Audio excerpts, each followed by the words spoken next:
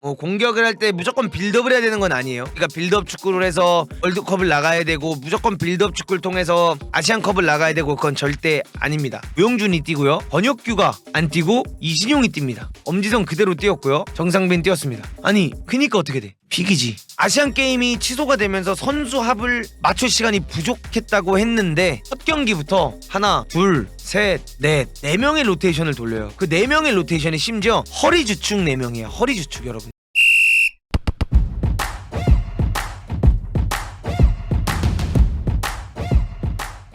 황선홍 감독님 국가대표 감독으로 어떨까? 그걸 아셔야 돼요. 그러니까 이게 나왔던 얘기잖아요. 황선홍 감독님도 나왔고 얘기가, 그 다음에 김학범 감독님도 나왔고 뭐 최용수 감독님도 얘기가 나왔지만 대표팀에서는 말이 안 되는 얘기다 이렇게 나왔잖아요. 그래서 오늘은 확정이라는 것이 아닌 대표팀 감독으로 온다면 어떨까, 후보들 실제로 올 수 있는 후보 감독님들을 한 명씩 계속 분석해 보는 중입니다. 전임 김학범 감독이 2020 도쿄올림픽 종료 후 연임을 고사하면서 김판곤 감독 선임위원장 하에서 후임 감독을 물색, 8월 중순부터 본격적으로 후보군의 선정의 작업에 나섰다. 처음엔 22명의 후보를 뽑았으며 후보로는 황선홍과 최용수가 거론이 되었다. 최종적으로 10월에 예정된 AFC 챔피언십 예선전부터 새로운 감독이 팀을 이끄는 게 낫다고 판단. 현재 K리그에 소속되지 않은 감독님들로 후보군을 추린 뒤 9월 15일에 황선홍이 감독으로 선임되었다. 이렇게 있죠. 요거 보시면 알겠죠. 이제 K리그에 소속되지 않은 감독으로 후보군, 요게 첫 번째 중요한 이슈입니다. 이걸 아셔야 돼요. 그렇기 때문에 김기동 감독님을 데려와야 된다, 홍명보 감독님이 와야 된다, 이런 건 비현실적일 거야. K리그에서 잘하고 있는 감독님이 국가대표 감독으로 올 일은 저는 없다고 생각을 합니다. 공격을 할 때 무조건 빌드업을 해야 되는 건 아니에요. 그러니까 빌드업 축구를 해서 월드컵을 나가야 되고 무조건 빌드업 축구를 통해서 아시안컵을 나가야 되고 그건 절대 아닙니다. 벤투가 빌드업 축구를 했다고 해서 다음 감독이 무조건적으로 빌드업 축구를 중심적으로 할 이유는 없습니다. 그거는 감독의 취향이고 감독의 생각이고, 축구협회가 어떻게 할지 미리 생각해 놓은 게 없으면 지금 선임된 감독이 원하는 스타일로 가는 게 맞아. 근데 축구협회가 감독을 선임을 할 땐 어떻게 선임을 해야 합니까? 우리가 추구하는 게 이런 거니 그거에 맞는 감독을 뽑아야 되는 건데, 만약에 지금 4년 동안 해왔던 벤투의 축구를 이어갈 생각이라면 황선홍 감독님은 그 축구에 적합하지는 않은 감독이다 라는 게 제가 이 경기들을 보면서 내린 결론입니다. 이 경기들을 보면서 한국 축구협회에서 정말 이 다음 스텝, 우리가 했던 거에서 한 단계 또 나아가려고 하고, 벤투가 만들어 놓은 축구를 똑같이 가져가진 않겠지만 그런 뭔가 빌드업이라든가 뭔가 요런 것들을 가지고 나아가면서 더 발전된 축구를 하고 싶다고 한다면 황선홍 감독님이 적합한 인물은 아니다. 전 이렇게 바라보고 있습니다. 근데 냉정하게는 국내 감독님들 중에는 황선홍 감독님이랑 김학범 감독님 말곤 없어, 후보에 올라갈 사람이. 그걸 알아야 돼. 우리가 그걸 알아야 되기 때문에 제가 지금 이 황선홍 호를 분석하고 있는 거예요. 근데 이 분석을 할 때 있어서 첫 번째, 명단을 소집할 때 그 소집이 정말 좀 아쉽다. 난 그렇게 생각을 해요. 흔히들 K리그 감독님들이나 흔히들 많은 감독님들이 하시는 말씀 중 하나가 K리그에 선수가 너무 없다, K리그에 선수 풀이 너무 없다, 이런 말씀들을 많이 하십니다. 그래서 결국 용병을 바라봐야 되고 결국 용병을 영입하는 거를 생각하면서 팀을 짜야 된다, 이런 말들을 많이 하시거든요. 선수 풀이 없는 게 아니라 네임드 선수만 찾으니까 선수 풀이 없는 거야. 난 그렇게 바라보고 싶어. 강성진 얼마나 잘했어. 그 다음에 난 강윤구, 울산현대에서 데뷔했던 여러분들, 강윤구 혹시 기억하시나요? 어마어마한 선수예요. 그 진짜 강윤구가 진짜 엄청 클 수 있는 선수야. 근데 이 선수도 있고, 그 다음에 지금 양현준 너무 잘하고 있고, 이런 선수들, 김민준도 괜찮아, 맞아. 이런 선수들이 그러면 네임드여서 쓴 거야? 아니야. 근데 잘해서 썼을까? 그건 또 아니다. 언더여서 쓴 거야. 그걸 알아야 돼. 그래서 이 언더 룰을 없애야 돼.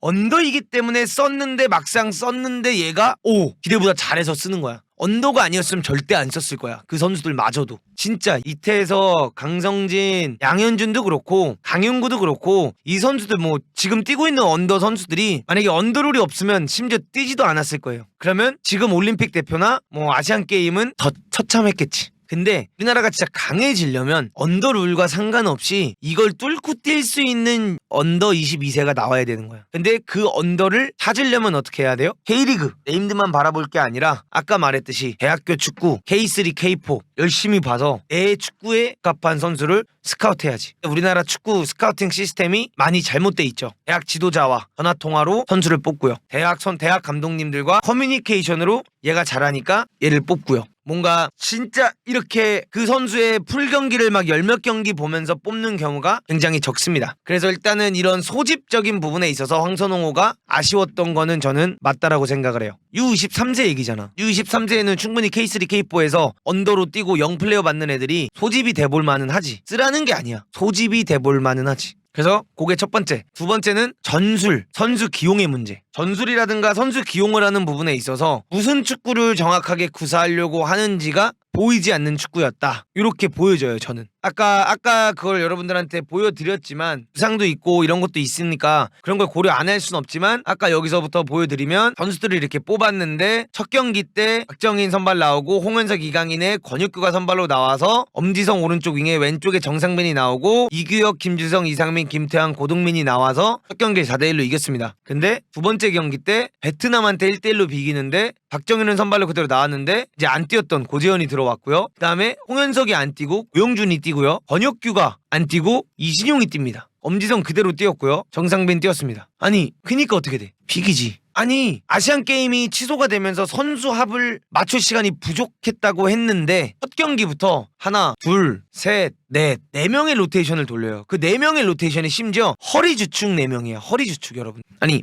허리 주축 4명을 로테이션 돌려. 두 번째 경기에서. 세 번째 경기에서 이렇게 쓰면 난 이해해. 왜?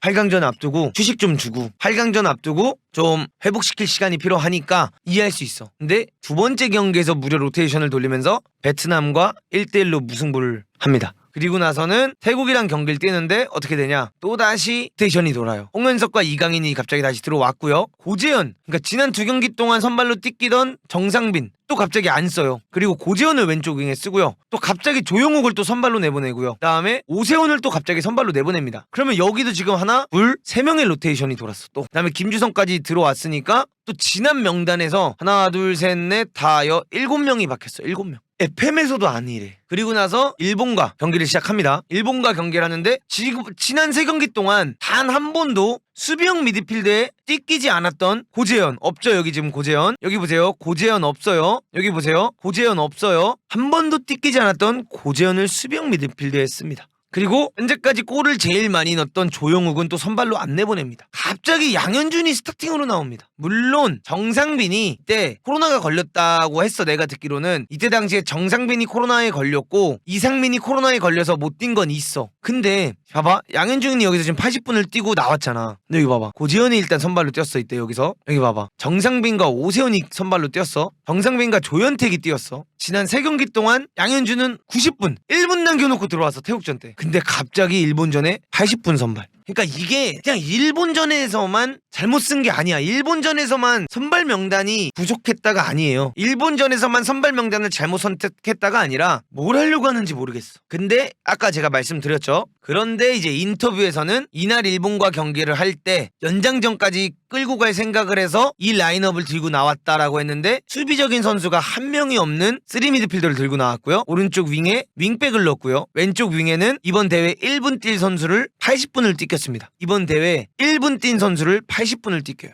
그리고 가장 중요한 건 이상민이 코로나 걸렸어. 이상민이라고 하면 이 언더 축구에서 김영권 같은 존재라고 봐야 돼. 김영권. 언더 23세에서 김영권 같은 존재입니다. 그러면 그 앞을 보여주는 선수는 더 중요해집니다. 근데 어떻게 됩니까? 앞을 고지현을 넣었어. 이런 부분이 진짜 그냥 아쉽다. 요런 부분이 참 아쉬웠고, 일본 같은 경우에는 요 대회 때 U21세를 데리고 나왔대. 왜? 2년 뒤에 올림픽을 나갈 애들이 U23세니까 21세 애들을 데리고 나와서 적응이라도 시켰어. 뭔가 준비라도 시켰어. 근데 어떻게 돼? 우리는 꽉 채운 U23세를 데리고 나가서 졌어. 요런 거를 보면서 저는 참 많이 아쉽다. 정말 아쉽다라고밖에 안 느껴지고요. 전술적인 부분에 있어서 여러분들이 궁금해하실 것 같아요. 그러면 이렇게 로테이션을 많이 돌리고 이렇게 많은 어쨌든 간에 로테이션을 돌리는데, 그렇다면 도대체 어떤 축구를 구사하냐, 공격할 때는 어떤 식으로 공격을 하고 수비할 때는 어떤 식으로 수비를 하냐, 요거 여러분들 되게 궁금해하실 것 같아요. 그거는 영상과 사진들을 제가 준비해서 다음 시간에 하도록 하겠습니다. 이거는 여러분들이 영상을 같이 봐야 돼. 냉정하게 바라봅시다. 대표팀 감독이 사임을 합니다. 그러면 차기 대표팀 감독으로 오는 게 원래 누굽니까? U23세, U20세 감독을 하고 있는 감독들이 올라오는 게 틀린 건 아니야. 그게 비정상적인 건 절대 아니야. 올라오긴 해요. 이번에 엔리케가 잘리면서 그 아래에 있는 93세 감독이 대표팀 감독이 된 것처럼 이게 비현실적인 이야기는 아니기 때문에 제가 김학범 감독님도 그렇고 황선홍 감독님도 그렇고 요거를 분석을 하고 있는 겁니다. 근데 황선홍 감독님을 바라봤을 때 전술적인 부분을 이제 보면서 우리가 이제 어떤 얘기를 해야 될지 기다려봐야겠지만 선수 선발이나 선수 기용이나 로테이션 돌리는 거나 이런 것만 봤을 때도 현재 많이 답답하다. 신태용 감독님의 트릭과 다를 게 뭔가 이렇게 생각을 하고요. 발 맞출 시간이 부족했다고 하는데 대회 나와서 로테이션을 돌려. 그럼 발은 언제 맞추는 거야? 이 부분이 이해가 안 가고 제가 이거는 아마 슈틸리케 때도 계속 욕을 했었고 왜 자꾸 로테를 돌리냐. 시간이 부족하고 선수들이 없다면서 왜 로테를 돌리냐라고 제가 항상 얘기를 합니다. 발이 맞을 일도 없고 어떤 전술을 쓰고 싶어도 그 전술이 될 일이 없어. 진짜 될 일이 없어. 마지막으로 한 가지 아쉬운 건 저는 감독이란 한 팀의 리더이고요. 감독이란 한 팀을 대표하는 사람이라고 생각을 합니다. 제가 벤투를 좋아했던 이유 한 가지입니다. 멋있어. 언론에 흔들리지 않고요. 자기 할 말 다 해요. 벤투가 일본한테 3대0으로 지고 했던 인터뷰와 황선홍 감독님이 일본한테 3대0으로 하고 진 인터뷰는 차원이 달라. 근데 벤투는 그 인터뷰라고도 욕을 먹었지. 선수 탓했다고. 근데 결과론적에는 어떻게 됐어? 멤버지가 됐잖아. 왜? 이걸로 사과할 게 아니거든 자기가. 아니씨 현실을 인지하고 있는 거야. 근데 황선홍 감독님은 진짜 난 그 유튜브 링크를 보고 슬펐어. 그러니까 거의 사과문이야 사과문. 아니 감독님인데 어떤 얘기를 하냐면 늦게까지 봐주신 국민 여러분께 이런 결과로 실망을 안겨드린 점 송구스럽다. 어떤 이유를 불문하고 전적으로 감독의 책임이다. 스쿼드 구성, 경기 컨셉, 동기부여 등 모든 부분에서 내가 많이 부족했다. 하지만 선수들이 최선을 다했다. 아직 어린 선수들이기 때문에 좀 더 세심하게 준비하고 신경 썼어야 했는데 그렇지 못했던 것 같다. 일본 팀은 강할 것이라 예상은 했지만 또 실제로 해보니 생각했던 것보다 강했다. 준비를 많이 한 느낌을 받았다. 모든 부분에서 잘 준비된 상대와 그렇지 못한 우리의 차이가 결과로 이어졌다. 다시 한번 죄송하다. 앞으로는 절대 실망시켜드리지 않도록 죽으림을 다해 뛰겠다. 지적이 선발 라인업에 대한 지적이 많다. 어떤 사유인가? 지적에 공감한다. 다만 박정인이 몸살로 경기를 90분 다 소화하지 못할 것 같아서 전반에 내보냈다. 네? 몸살기로 경기를 90분을 다 소화하지 못할 것 같아서 전반에 내보내요? 예?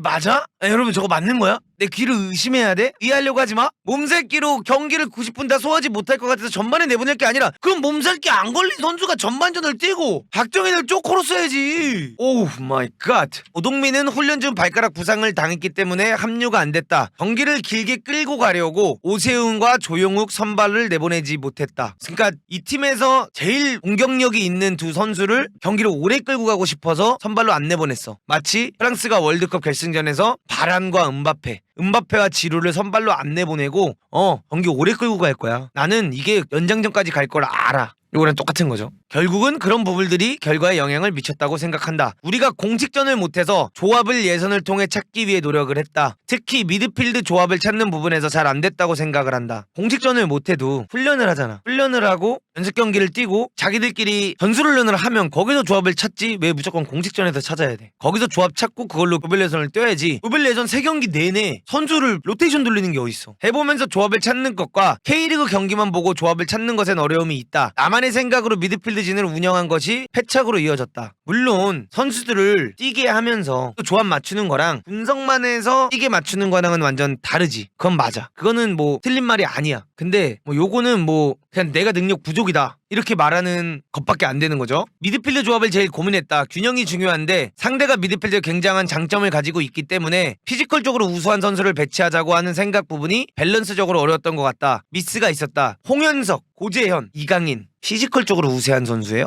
균형이 중요한데 공미 3명을 넣어? 균형이 중요한데 공격적인 선수 3명을 미드필드에 넣어?